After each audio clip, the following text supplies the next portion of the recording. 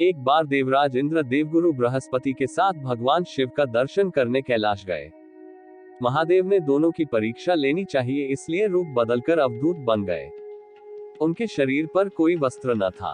उनका शरीर जलती हुई अग्नि के समान धधक रहा था और अत्यंत भयंकर नजर आते थे। अवधूत दोनों के रास्ते में खड़े हो गए।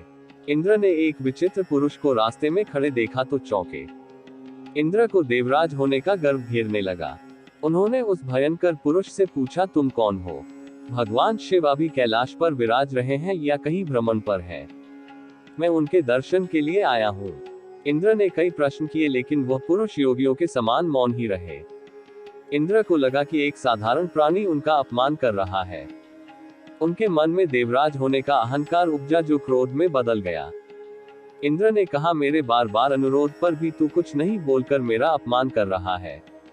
मैं तुझे अभी दंड देता हूँ। ऐसा कहकर इंद्र ने वज्र उठा लिया। भगवान शिव ने वज्र को उसी समय स्तंभित यानी जड़ कर दिया। इंद्र की बाह अकड़ गई।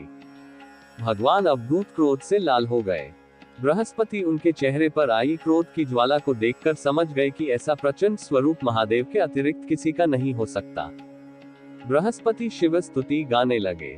उन्होंने इंद्र को भी महादेव के चरणों में लेटा दिया और बोले, प्रभु इंद्र आपके चरणों में पड़े हैं, आपके शरणागत हैं। आपके ललाट से प्रकट अग्नि इन्हें जलाने को बढ़ रही है। हम शरणागतों की रक्षा करें। बृहस्पति की बात सुनकर करुणा सिंधु भगवान ने कहा, अपने नेत्र से निकली अग्नि को मैं पुनः कैसे धारण कर सकता हूँ?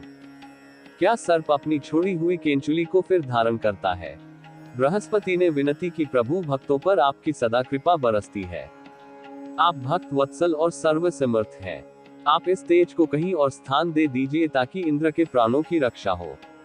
भगवान रुद्र ने कहा, बृहस्पति मैं तुम पर बहुत प्रसन्न हूँ। इंद्र को जीवनदान देने के कारण तुम्हारा एक नाम जीव भी होगा।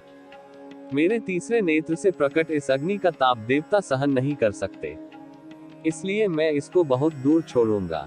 महादेव ने उस तेज को हाथ में धारण कर समुद्र में फेंक दिया। वहां फेंके जाते ही भगवान शिव का वह तेज तत्काल एक बालक के रूप में परिवर्तित हो गया। सिंधु से उद्भव होने के कारण उसका नाम सिंधु पुत्र जलंधर प्रसिद्ध हुआ। जलंधर, जिसका नाम शंखचूड़ भी हुआ, शिव के तेज से उत्पन्न हुआ था। इस कारण परम शक्तियों से संपन्न था। वह देवों से भी ज्यादा शक्तिवान था।